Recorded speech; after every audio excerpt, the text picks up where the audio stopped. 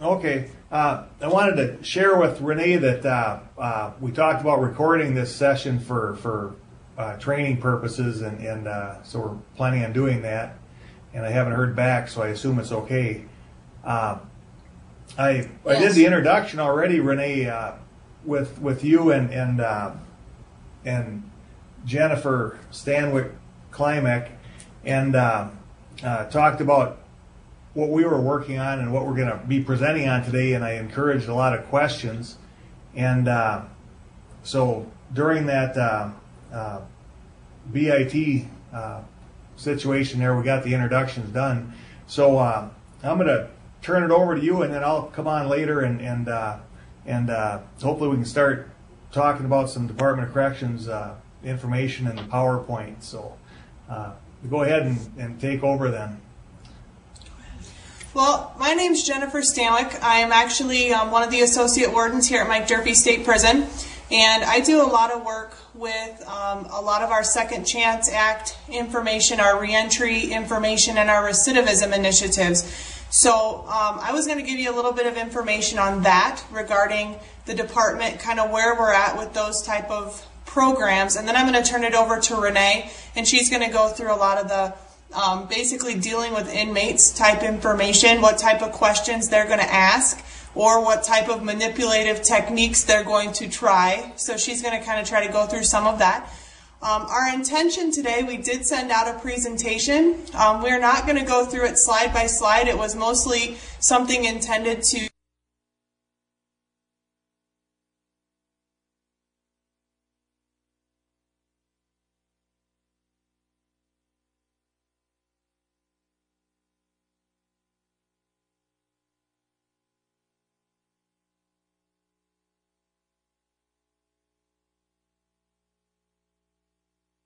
asked us to reduce recidivism in the Department of Corrections by 50%.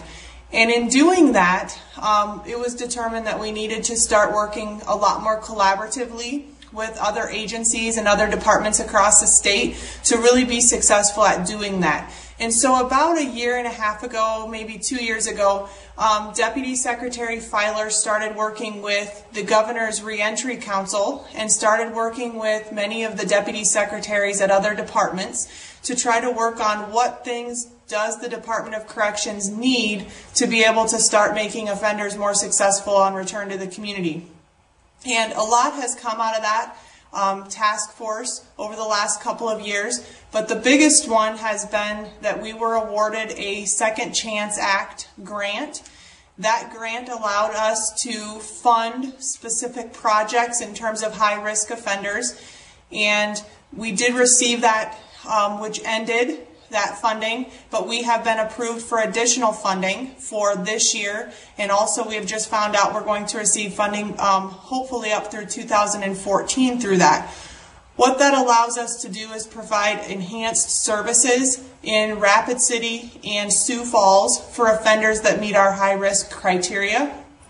And so with that, we've done some strategic planning initiatives, and we've done some collaborative work with some other agencies to put together some programs to help these high-risk offenders, offenders that are more likely to come back into prison, get services that they need. So some of those collaborations have been with the Department of Labor and Department of Labor in regard to job search assistance.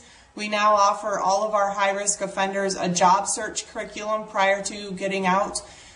We've collaborated with Lutheran Social Services and Black Hills Consumer Credit Counseling to do Credit When Credit is Due, which is a program that's offered for them to work on their finances. Upon completion of that program, they actually receive a certificate that allows them to get some lower interest rates coming out of prison, allows them to set up checking accounts and savings accounts, and then we've worked on some cognitive behavioral programming.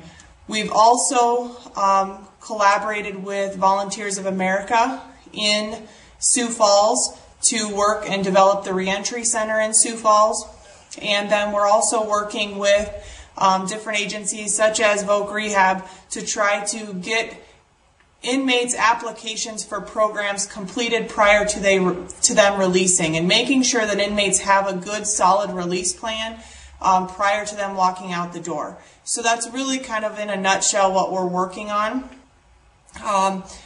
Any questions anybody has? Anything you'd like me to elaborate on in more specifics?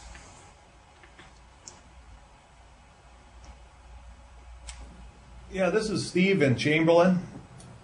I know that we had an insert in our counselor manual in 2004, and we had a referral form 339 that was dated 2005, where Renee Peters was the transitional case manager, releasing individuals who may apply for services with VR.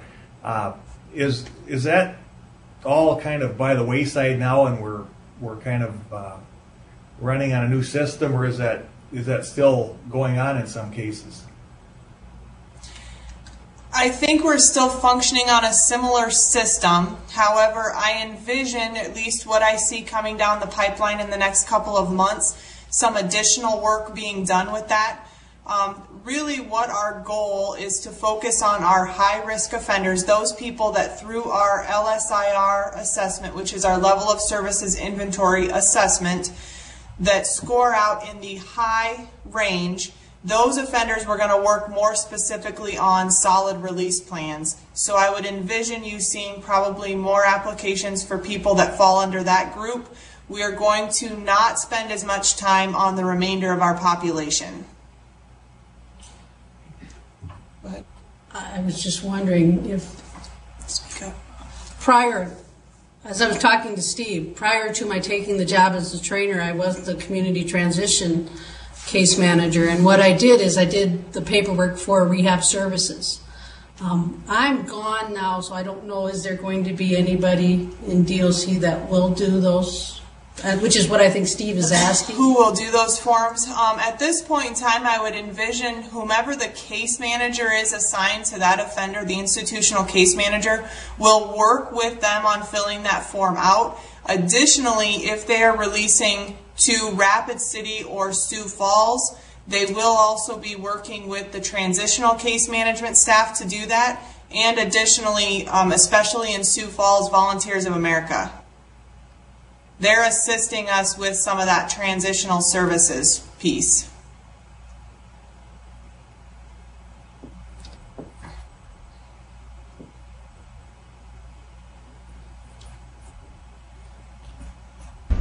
Hello, I have a question. This is Rhonda in Pierre. What do you consider a high-risk offender? What's your criteria for that? Our high-risk offenders are those that have an LSIR score over the score of 30 and under the age of 30.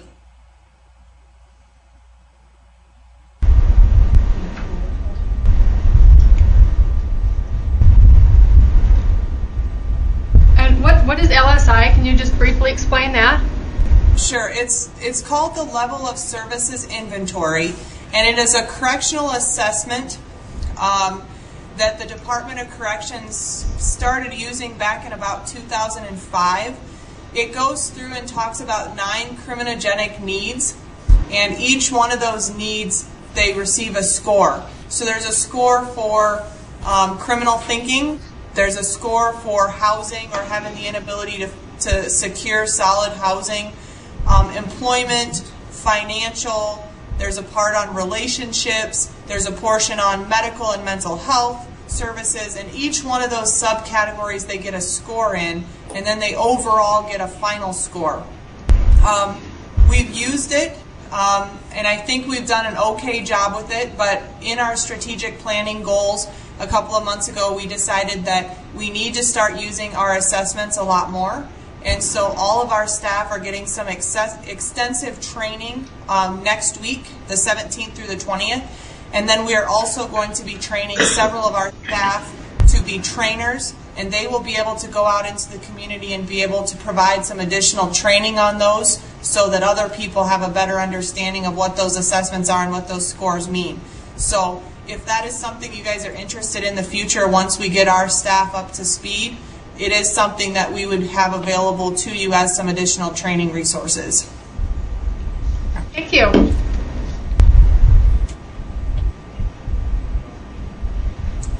Jennifer, this is Steve again in Chamberlain. I had talked to Chad originally, and we were planning on doing the LSI and the con games and all in one, but it's such a larger project that we are going to plan on holding a second DDN and more individual base per offender, and that LSI will be a good tool to use after hearing about it, talking to him. Yeah, our staff, the training for our trainers is scheduled for the last week of February. And as of right now, we're slated to train 12 of our staff across the state to be able to go out and provide additional information and training on the LSIR, how to use it, what its benefits are. I see a lot of outside agencies benefiting from having some of that training from our staff. So as soon as that is finished, we'll be able to start setting up some training, and that can even be done either as a group setting or as some individual locations if necessary. Like I said, we will have 12 staff across the state trained in that, so sometimes it may be better to do it by region if necessary. Okay. I want to add a little bit to what Jennifer said when the question was posed, what makes them high risk? Department of Corrections utilizes evidence-based practices, and they did some studies, and who are the offenders that are coming back and forth into the system, and that's where they got those numbers. Those people that had the LSI score over 30 and those that were under age 30. For the men, that's who was coming back and forth, and that's why we called them high risk.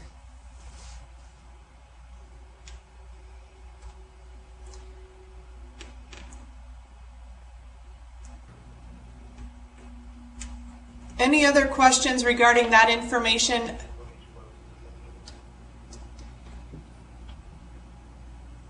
All right. This is Steve again. When is the LSI done? Is that done over and over when different status levels change? It's done initially when they come into the department, and it's done every time they return. So if they go out on parole and they come back in, they are reassessed. We are in the process of changing that policy because not everybody in our system has an LSIR score. When we started doing it in 2005, we did a pilot of a certain number of offenders, so there are actually several offenders in our system that do not have a score completed. We also have found that because we did not train all of our staff, that our case management staff in that instrument, that we have some validity issues with some of it. So after all of our staff are trained, we will be going back and doing some additional assessments, getting the people that do not have one to have a score, and then also we will be required to do some quality assurance on assessments on a monthly basis. So there'll be a certain percentage that we will actually rerun, and then we are also proposing a timeline that any assessment that's beyond a certain number of years old, we will automatically redo them. And that's something that's in the works right now. We should have ironed out in the next month or two.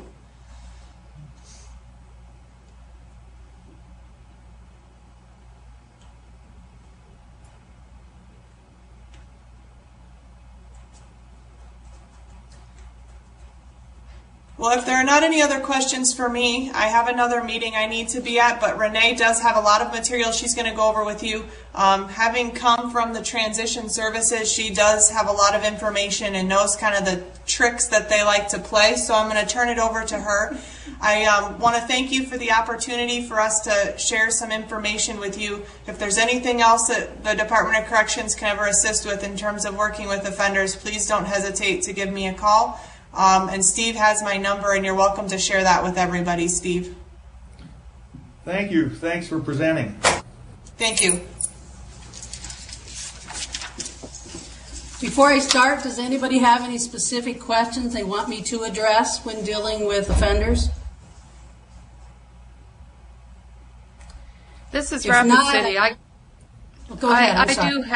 I do have one. This LSIR is based upon studies that you did out in the of who comes back and what their situation was when they were out.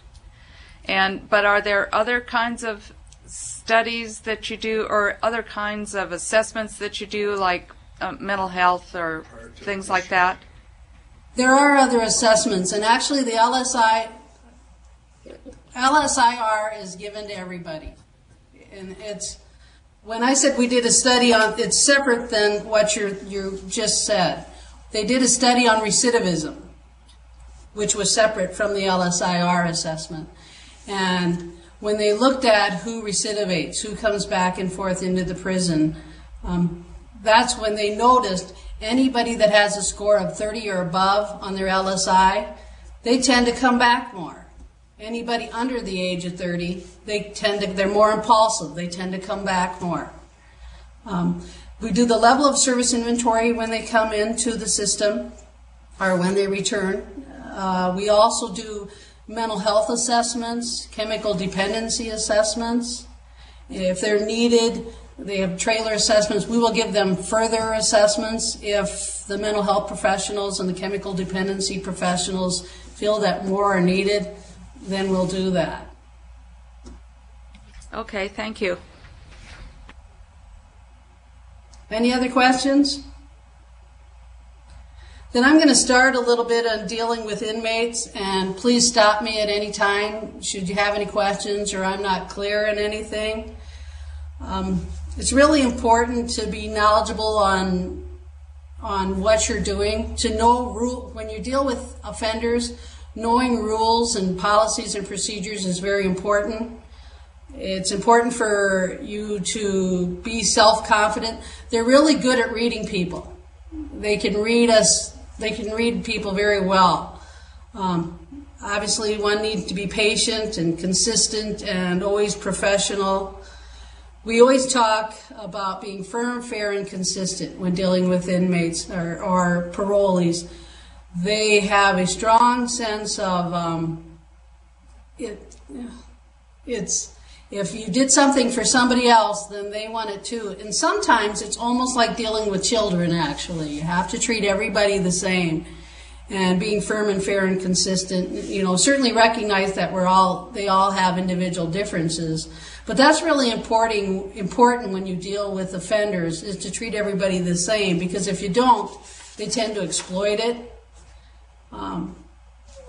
It's all right to be friendly with offenders. You don't want to become friends or overfamiliar. They're very good at, this is a group of people that have manipulated and conned people, for many of them. I'm not saying all offenders, but many offenders have been in the system since they were juveniles. And they have conned and manipulated people for years. That's really how they've always gotten everything that they need. I'm friendly to all the inmates. I actually treat inmates like I treat the staff. I'm friendly, but I'm not familiar. I don't give any information out about myself. I do not have pictures of my family on my desk. I guard my privacy. And I encourage all of you to do the same. They will ask you questions. I've had, years ago when I was a young intern, I don't know how, I was actually interning in Yankton and at a maximum security facility there. And I was living and going to school in Vermilion, living with a roommate. I had an inmate who somehow found my phone number.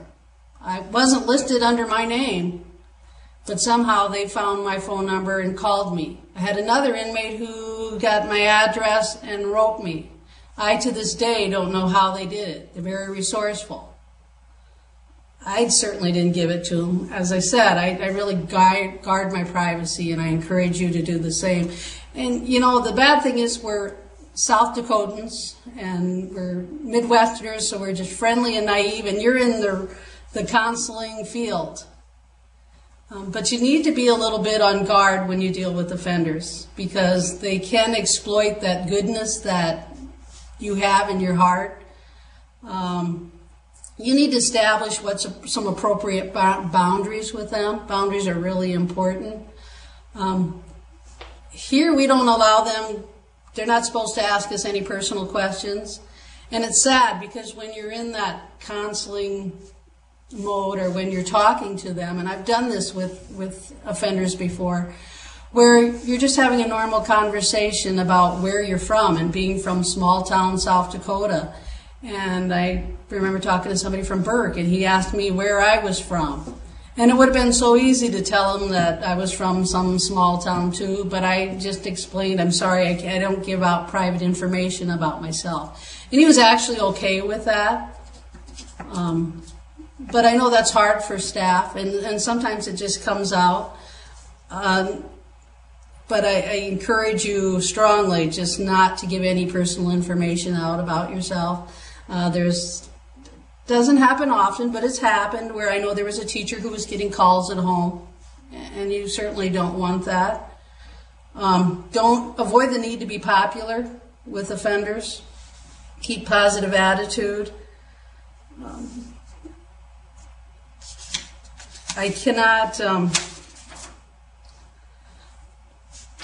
can't stress enough just the need to just be on guard and know that sometimes they'll do things to trick you. When I first came over here, I worked as a social worker. I'll give you a little bit of my background at the Human Services Center for years. And then I came over here as a sex offender treatment provider.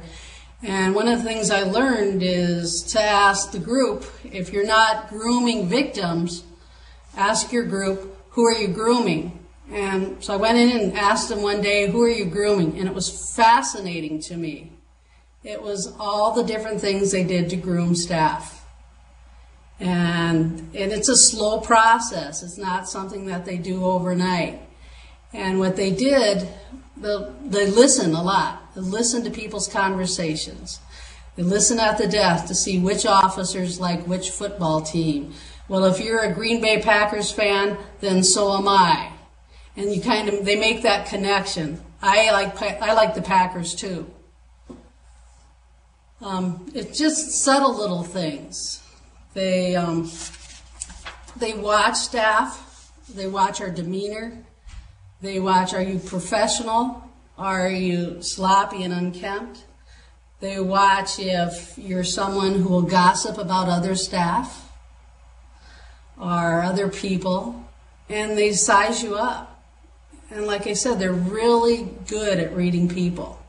They know how confident you are. They know how professional you are. You know, they'll get all this by observing you. That's really a large part of it. And setting people up, it's not always just real quick. It's subtle, and sometimes it takes a long period of time. We talk about there's 3 processes in the setup, that they use. I'm going to cover some of the steps with you. The first part is the observation step. They're going to look at your body language, observe your movements. Nervous. Are you nervous? Are you not very confident? If you're not very confident and you're nervous, you're going to be an easier mark for them. Even how you dress. Are you neat or professional or sloppy? How do you wear your uniform? They're going to look at your body language. Does it match what you're saying? If it doesn't, they're going to believe your body language, not what you're saying. Again, they're going to gather information anywhere they can hear. One of the things we tend to do is we talk to each other, just kind of a normal human thing. And they will pick up on that information. I went out to Rapid City to do some training, and as soon as I walked out of the car, one of the staff greeted me and then asked about a loved one of mine. And, not even thinking, there were offenders all around.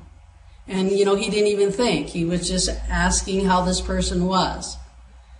And if that happens where people are talking to you about your personal life in front of the offenders, what you can do is what I did, which was take him to the side and say, please don't discuss my private life in front of offenders. He didn't necessarily mean any harm. He wasn't thinking. He just hadn't seen me. You just always need to think and be mindful that they're going to pay attention to that sort of stuff. They know a lot. I know within the prison system, they know a tremendous amount about me. I've never told them anything, but they listen to other people talk. They know what car, all I was fascinated by this. They know what car that the officers drive. They know what car, or when they know their shift. They know their routines. They watch them, and they know if a person's going to make a round, which way they'll come up and which way they'll go down. You know, they're here in this setting 24/7, and all they have is to watch and observe. But, you know, even in the community, they're great observers. They're going to watch your routines or what you're like, what you're doing. They pay attention to all this stuff. And like I said, any kind of personal data, it may seem innocent, but I'd just be a little careful. They might ask you about your children, which is a normal thing to do, or how long you've been in the city you work in. And sometimes they might not necessarily know something about you, but they suspect something. So then they'll phrase it in a question in a way that you're going to answer to basically confirm what they think they already know. Sometimes they might jokingly mention doing something they know you shouldn't do just to test your response. You know, some of the things they do here is they'll even set, if as an officer's at the desk, they might set up some type of disturbance off to the side because they have something else going on here. And they can certainly do that in your office. They can certainly distract you with something while something else, you know, maybe there's a couple people and one's doing something and it has everybody's attention while the other one does something else that maybe they shouldn't be doing. You know, they're very resourceful. I know of an incident where another thing is they you know, want you to be indebted to them. I know of an incident where some offender actually had two inmates fighting. And you're a fairly brand new officer. And when you're a brand new officer, you're not real confident because you're new. You're not necessarily sure what you're doing yet.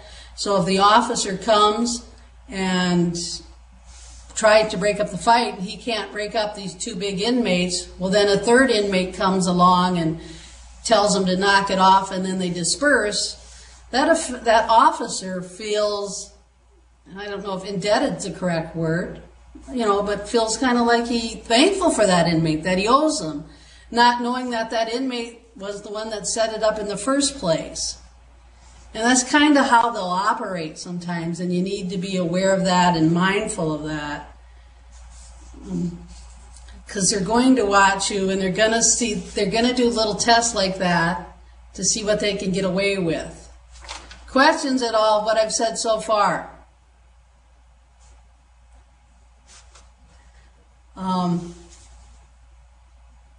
At some point, they might ask you to violate a minor rule to see how you're going to handle yourself.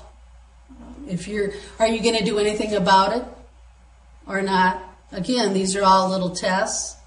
Your willingness to respond, your resolve. How serious do you take your job? Again, the professionalism is really important when dealing with offenders.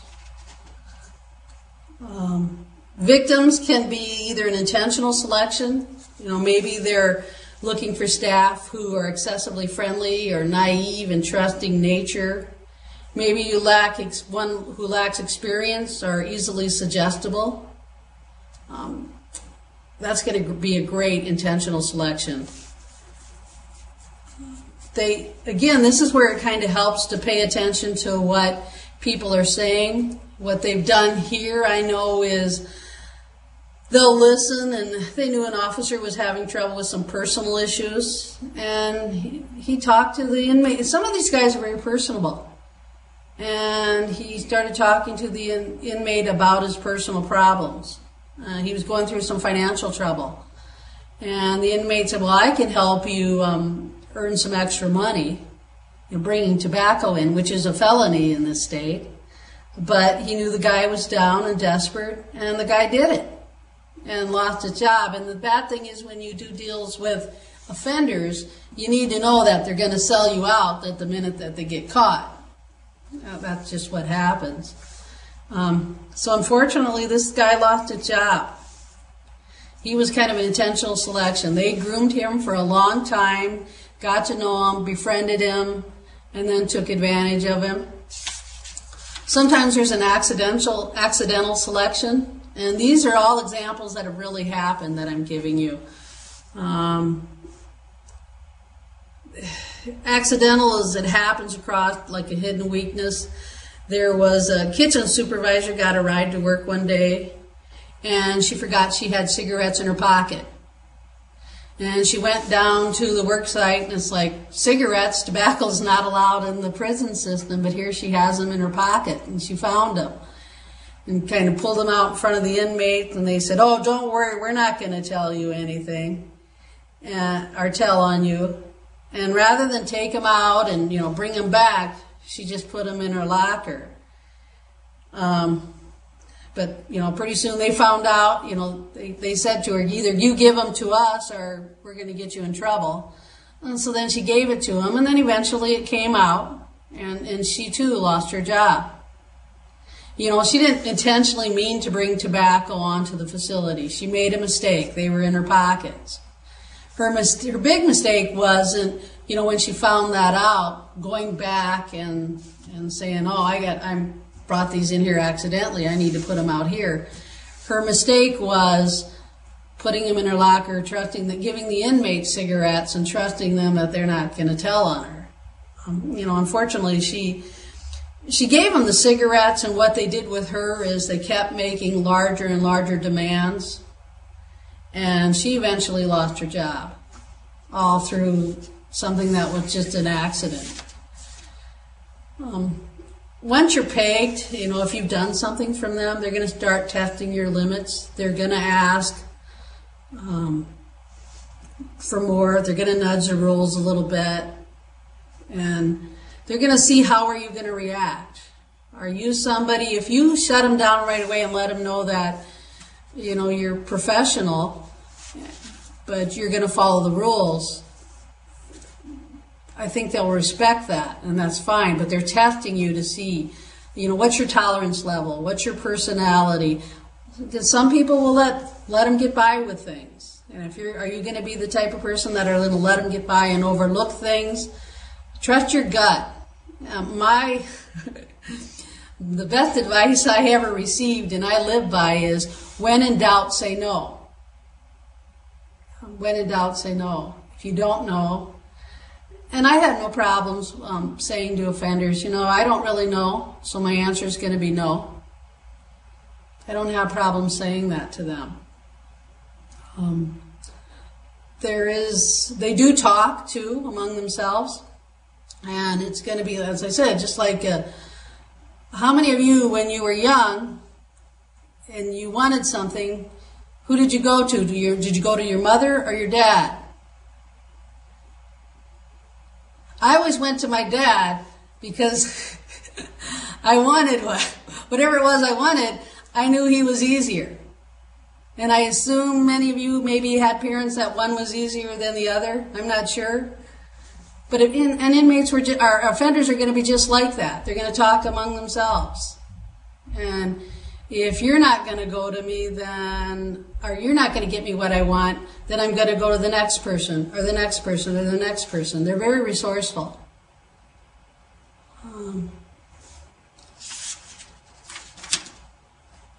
When they start testing you, like I said, they're just going to do minor things at first. Sometimes they may ask you to do some serious things that are wrong. They'll slowly kind of hook you with minor little things. It's amazing to me how many people have actually become involved in romantic relationships with offenders. I'm not sure what they're thinking, but they have, and they've lost I can see the person in Rapid City talking and shaking their head. And it's hard to believe that they do, but they do, and it happens. I wish I could. You going to comment out loud so I can hear what you're saying, or? No. No comment. I hate to tell you how many times it's happened. I don't understand it. I can tell you that some of these offenders are very charming.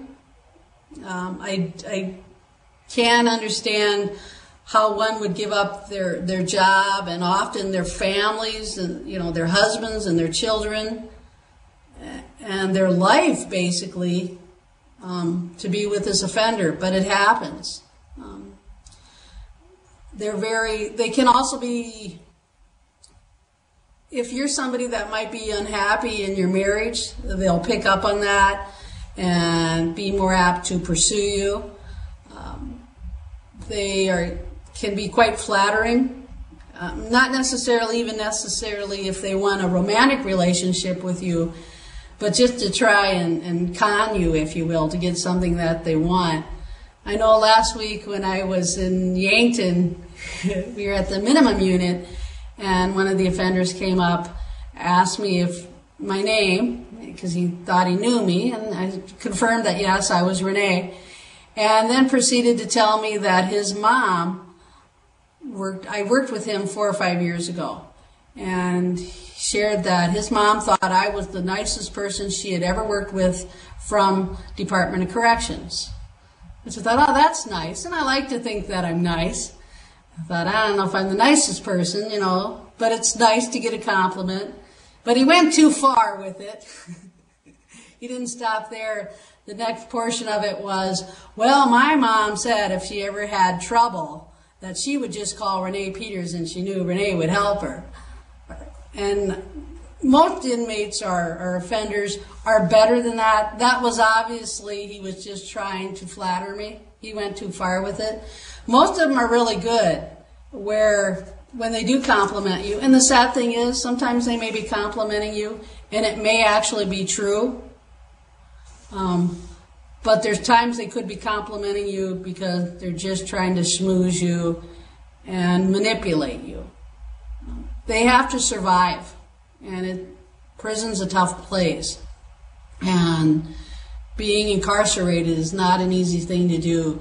And part of the skills they need to have is to manipulate, just to survive in the system. So they've honed their skills. They're very good at it. And one just needs to recognize that that could be happening. Do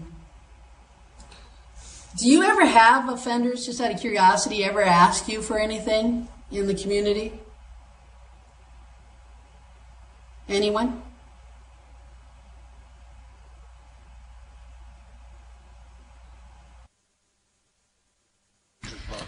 Well, you know, in Voc Rehab, we provide a lot of services and stuff, and so they're kind of always asking us for, you know, tools or money, but not to like provide cigarettes or something like that.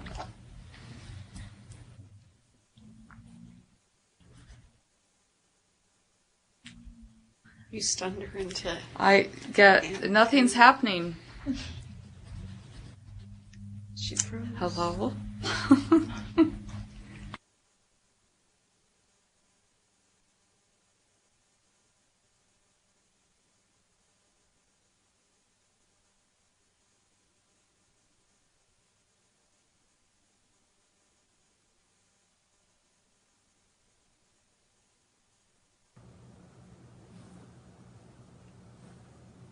Are you still there, Renee?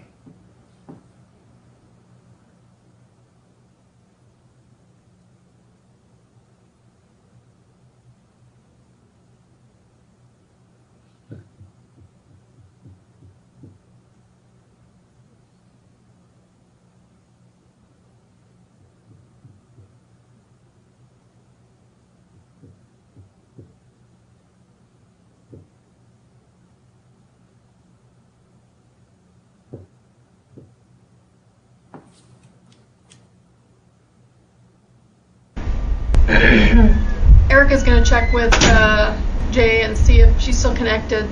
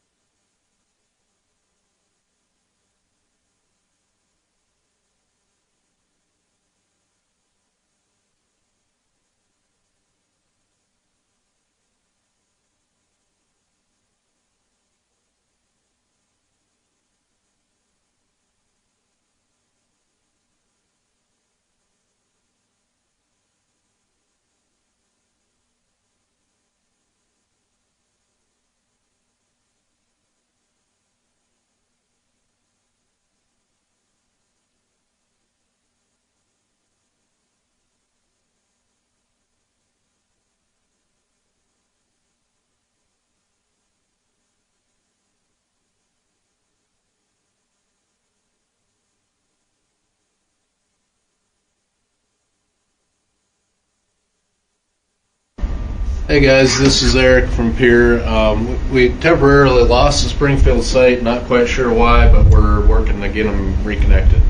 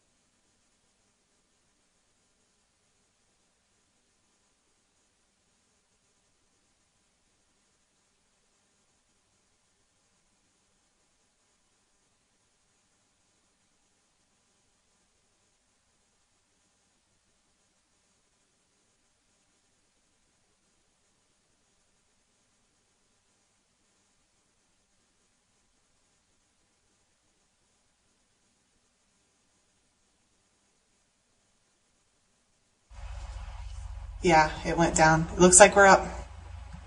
Thanks. Can you hear us again? Yeah, we got your back now, Springfield. It's not live today. Sorry about that. No, that's all right. I don't know either. But going back to the question I just asked you, have any of you ever been asked to do anything by an offender?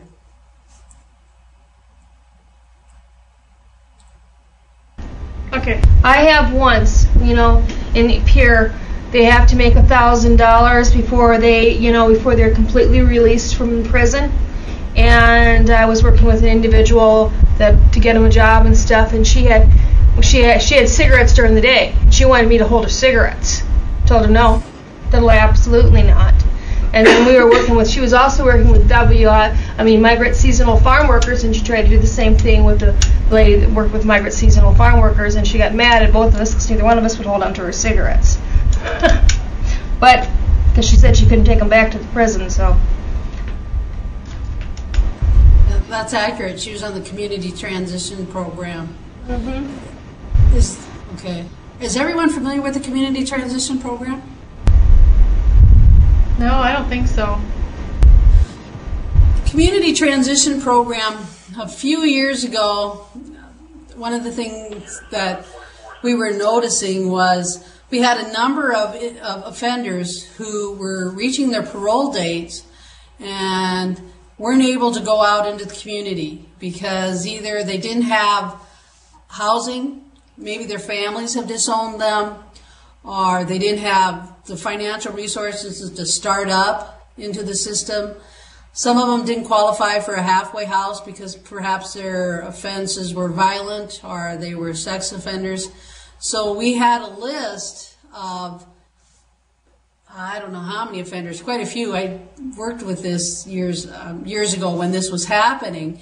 And it's a liberty interest when you reach your parole date and you're not out of the system.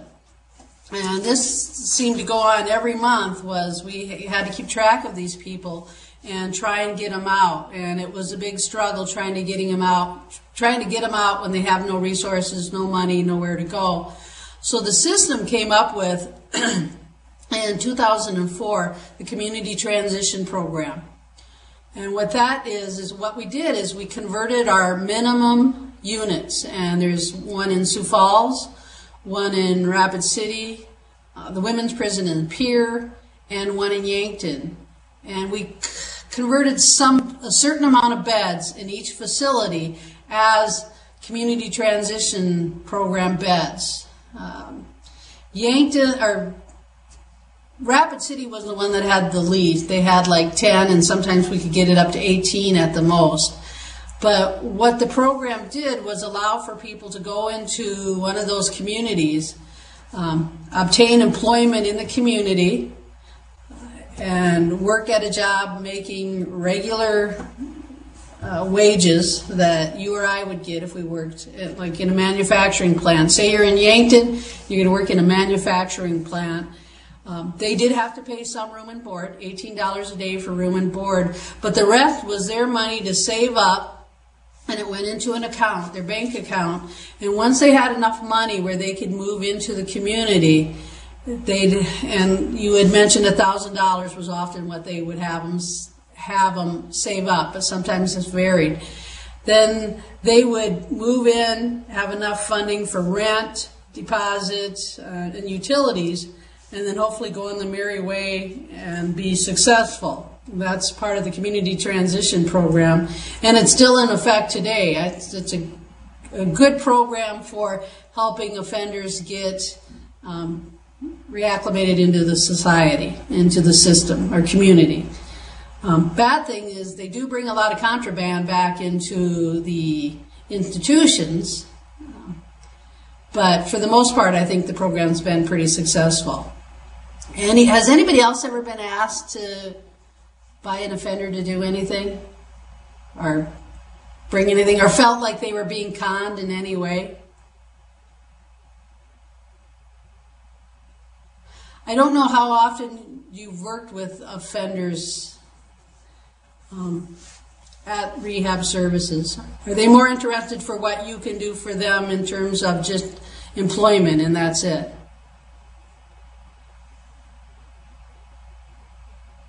That's a question. Yes? See that? Okay. Renee, this is Steve. You and I have talked about this earlier, where I probably had 3 in the last 2 years that were parolees who I've worked with. And I think initially they're like anybody else, they're wondering what we're all about. And then once the understanding's there of what we can offer, they'll certainly want, ask for to purchase things and whatnot. But I don't know that I've seen that it's more than anybody else, on my caseload. But whether or not they need it or not is another thing. But have you had some people? Go ahead. Have you had? Oh, go ahead. Sorry. Your conversation earlier where you said, if you don't know, say no. Well, you got to say no in a lot of cases because it just isn't justified. I had one individual who's on parole, and he wasn't doing very well, but he wound up at our door, and he was looking for tools and cement working supplies and things like that, which he could do. He had experience in that. It would have been a good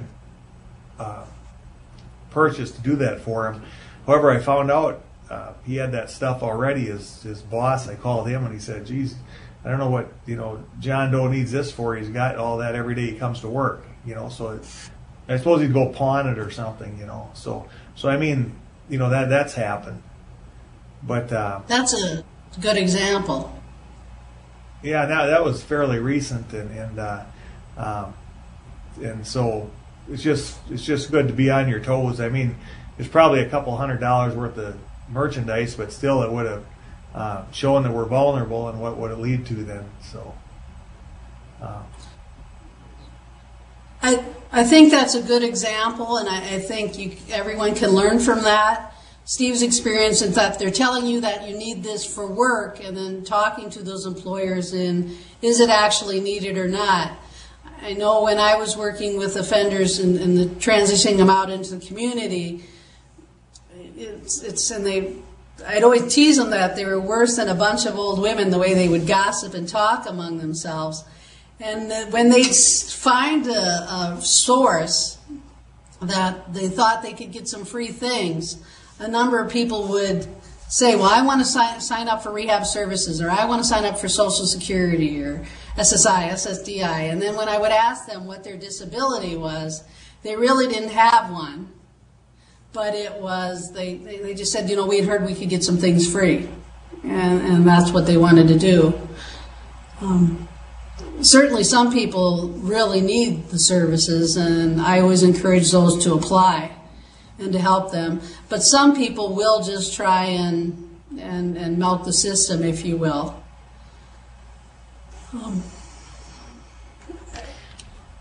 This is Rapid City. It seems to me like they usually come to us with an agenda in mind, with what they're going to want. And then they'll kind of start working away at it, and maybe they would be pretty flexible if they don't, maybe their first want is not what they get. But, it seems like they come in knowing what they want and having some idea of what we can provide. What do they normally want, out of curiosity? Transportation, clothes, tools. What? With rent, anything? Anything, of course, go to college or whatever like that. But it's usually tools and transportation and clothes and stuff like that. They're very good at networking among each other and letting each other know you can get this free here, and this here. They know the resources pretty good, most of them, and this is what I can get at each place. They communicate well with each other as far as that. I think some of the needs are probably legitimate, but are all the needs legitimate? No, I don't think so, and I think Steve gave that example. So how do you in the community determine what they do or don't get?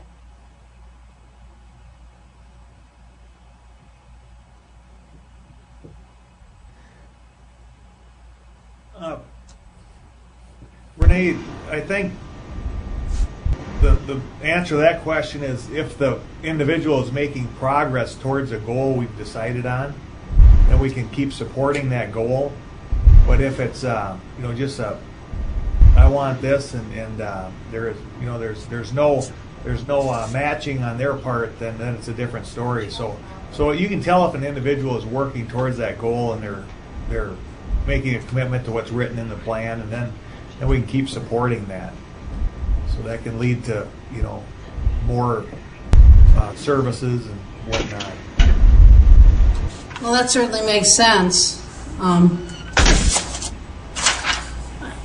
I'm trying to think of some of the other things that you might want to look out for. I think I left off before I asked you a question was that they might verbally boost your ego. You're the best rehab counselor I've had in a long time. Heard that. Something to that effect. That's not uncommon to hear. They have the ability to make themselves valuable to you and make one grateful to them. They do have that ability. This is Sarah from Pure. I've heard that a lot, but the other thing is, like when Steve was talking about what services, the transportation's a big thing, but the one thing I do tell them is that I can track the transportation, because I have that ability at River City Transit in Pierre, where they're picked up and dropped off, that this is for to and from work only. And if you misuse a bus pass, you won't get another. And that seems to help. So that is very wise. I don't know if everybody has the ability to do that. But if they know that they're going to be accountable, that's the best thing to do. I don't know if others have that same ability or not. And if not, could you maybe implement that? So they would, prior to saying that, did you have trouble with them maybe misusing the rides? Go. Yes, I did. Actually, I caught one misusing a ride, and we had a group meeting with the individual and her parole officer and the other agency she was getting, and she wasn't happy with me afterwards, but it was also realized that she couldn't take advantage, that this is what if she wanted to reach her goal with $1,000, she wanted to be out in the community, which she did. Later on it got better, but I had to say something about it.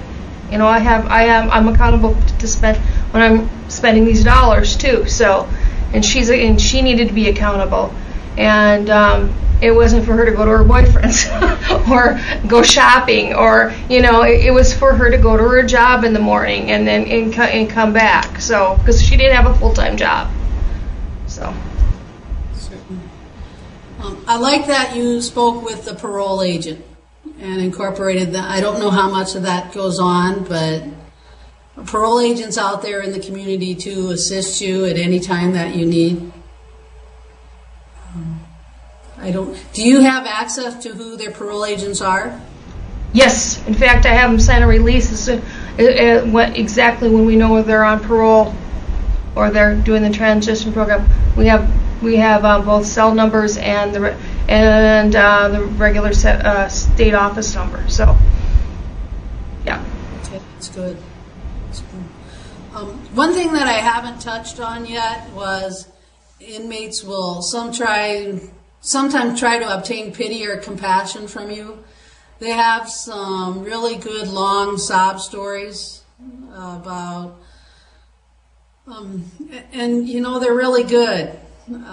I've worked in the system for 20-some years. The head of our special security, which is kind of like our detective unit, if you will, at the prison.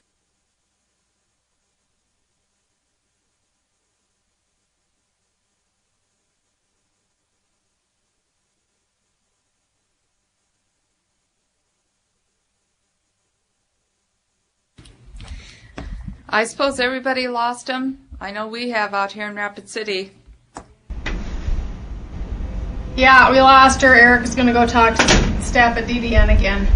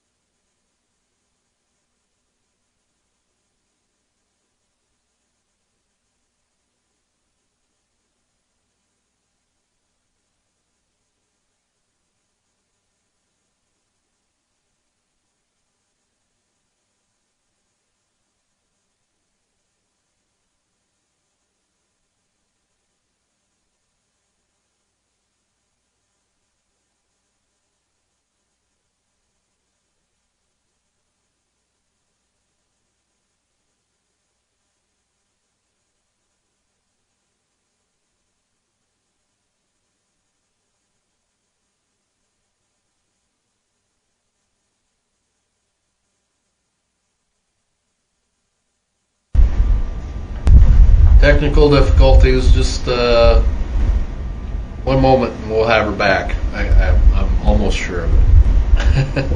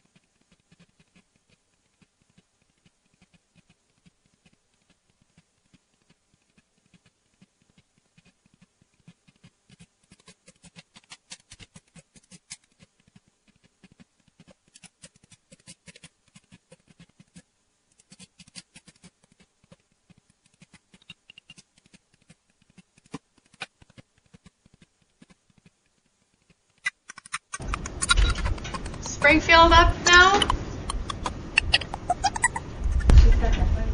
They did say that that's a desktop unit and that it might be just timing out. So if you move the mouse or something, or just something to keep it active, that might help. Springfield, you back up? Why does it do that? It's like a little mouse. I was doing that earlier, and Yeah. they did something on their end. I'll call back.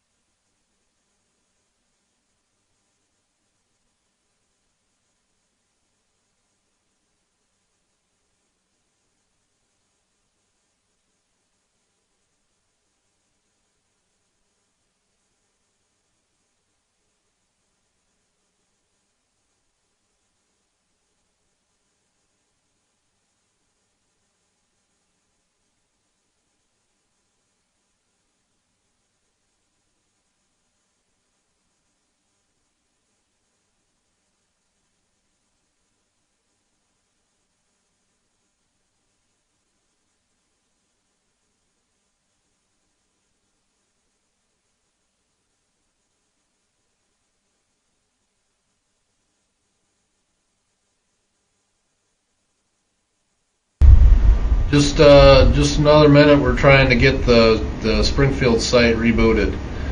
When we come back on, we'll have about another half an hour with.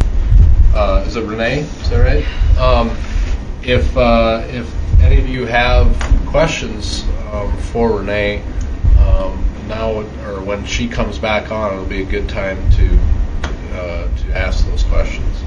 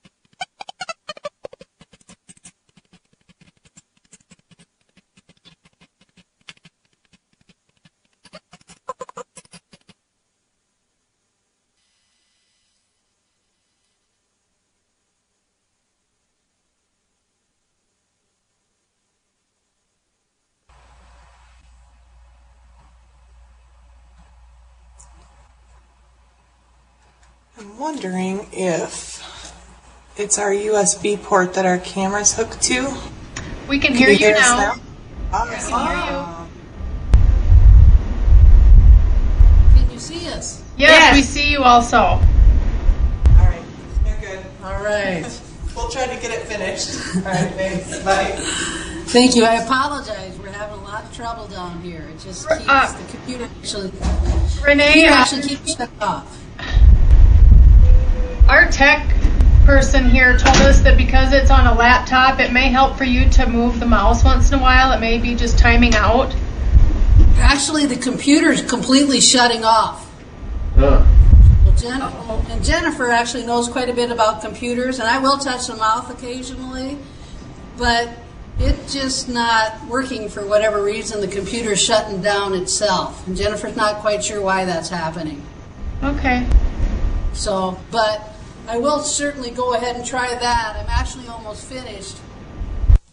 I think I left off in that we were talking about sometimes they'll try and obtain pity or your sympathy. There's a woman who was our special security person for years, and they were able to con her. An offender told her that his wife was in this terrible accident, got all these phone calls and all these extra special privileges, and it was all a lie. We have countless stories of actually, I shouldn't say countless, but stories of offenders taking advantage of staff. You know, if you know that the staff is a good, kind-hearted person who likes to listen and help with problems. This guy, Unit C in Sioux Falls, told her that he had a brain tumor and he was dying and wasn't able to see his family. And groomed her and told her this over a course of time, and eventually got her where she actually picked him up at his work site and drove him to Huron to see his family. Well, of course, he didn't have a brain tumor. And I don't think he escaped or anything, but no, yeah, he did. He was listed as a walkaway. She brought him back, but she lost her job. And he never had a brain tumor, and he just went out on parole in his merry little way after this incident. But she let an emotional attachment interfere with her job in her good judgment. They are very good storytellers in terms of some tragic event happening, but you can't necessarily believe it. We always check everything that we're told to verify that it's true or not true. So that's something else you do need to look for. They also may say that you're the only one that they can help, that will be able to help them, and create a you-me situation. That's another thing you want to be mindful of. They may ask for confidentiality. I always let them know there's no secrets between myself and them. Obviously, unless it's part of your professional duty, you need to maintain that confidentiality. But other than that, you're not going to keep anything secret for them. Last thing that they pretty much do is they look for similarities that they may have in common with you. Maybe you're the same ethnic group. Maybe you have like the same football team, as I mentioned earlier. They're very good at doing that. Yeah, it's kind of a we-they syndrome, and that you're kind of become buddies and friends. Maybe have similar family situations to kind of develop a relationship with you, if you will. And that way they can manipulate you easier. Other things that I have here, I talked about the allusion to sex. They might try and get in a relationship with you. Might make inappropriate comments. Might accidentally touch you. Or make it seem like it's an accident, but it's not, to see how you're going to react to that.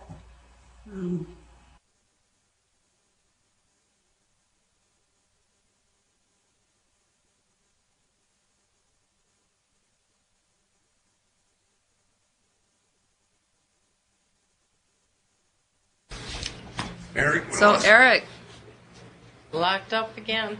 Yeah. yeah. Can we just call it quits? Yes. I mean, I'm sorry to say that. Yep. But I don't think there's anything wrong with that. I think maybe we'll stay on the line to see if she comes back. But for any one of those sites out there, the DDN's just about over anyway. So Steve, do you have any last comments or anything that you had that left on the agenda to talk about? Only that, like I said earlier, that LSI training is going to be, it's my understanding, a really good tool that we can get some short training on and be able to get them scores right away on a individual that's released and get to know a lot about that person, by doing that. And she said that'd be, we're looking at maybe April or later for that, but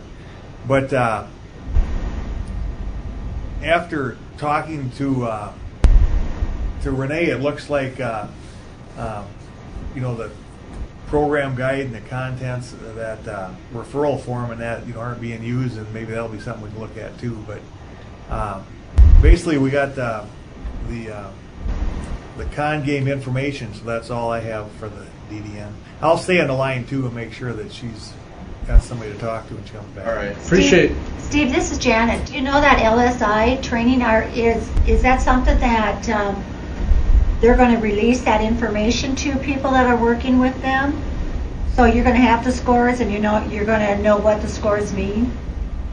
Yes, counselors will get a training on that, and similar to this DDN, and so when an individual's released, we'll get the last LSI score, and we can use that to look at chemical dependency needs, housing, all the stuff she listed there, which is really a really good breakdown of what's immediate. So that's in the plan, another DDN on that, and it's too comprehensive to add on to this one. That's why we're having a separate one. Right. So this LSI training, they're going to give you the scoring tool that tells you how they came up with that particular score for each individual, correct? So that's correct. Okay, good. Okay, so everybody that's on the line, that's some training that we'll probably be looking at down the road. It sounds like that would be done regionally, not by DDN. I think initially, after talking to Bernie, I think we're going to do it by a DDN unless there's a comprehensive training that Bernie wants to do. But my plan was, in talking to him earlier, was to do it by DDN.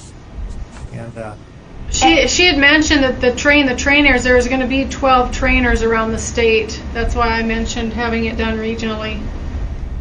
Yeah, and that may be the case too, because that's why we didn't really have it incorporated with this at all, because she wants to make sure all their staff are really up to date. That's what they're doing right now for the next 2 months.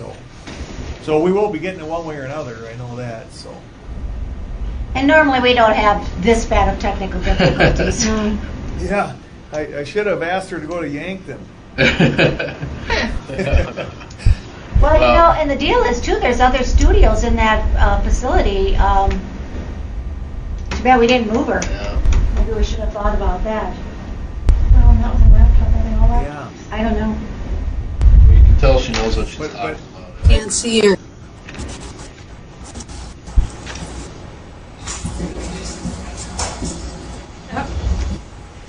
Springfield back on the line?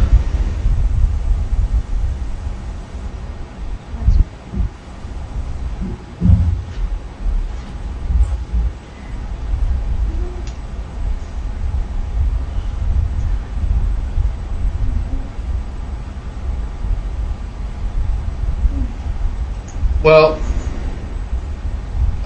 like I said, if some of the other sites want to, I don't see there being any harm, unless you have anything else, Steve. I don't see there being any harm to take it off a little bit early, just because I don't know. Well, I'll hang around, and if she comes on, I'll let her know that the site's dispersed. Yeah, well, and you're welcome to stay too, in case she does return. Yeah. But there's no guarantees. And like I said, there's 15 minutes left in the DDN. Mm-hmm. Maybe what we could do. I don't know, Steve. Do you think Renee would be open to getting some questions from you and answering them, or replying directly to staff if they have questions of her? Certainly. Renee and Jennifer, the other presenter, the assistant warden, if anybody wants to email me a question or something, I could get that answered, send it back, or send them out. Okay. Okay. Yeah. Yeah. All right. Well, better luck next time. Yeah. All right. Thanks, everyone. See ya.